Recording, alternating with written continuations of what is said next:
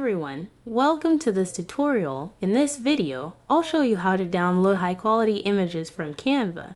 To start, make sure your design is complete and ready to download. Once you're happy with it, head to the top right corner of the Canva interface and click on the Share. From the drop-down menu, click on the Download option. This will open a new window where you can customize your download settings.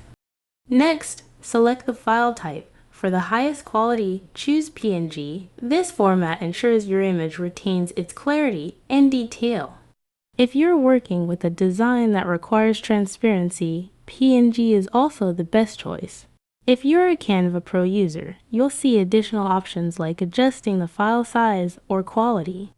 Feel free to tweak these settings if needed. For free users, the default settings will still give you a high-quality result. Once everything is set, click the Download button.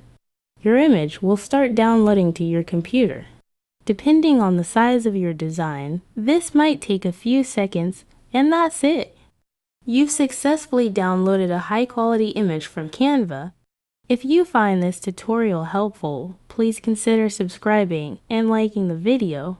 Thanks for watching.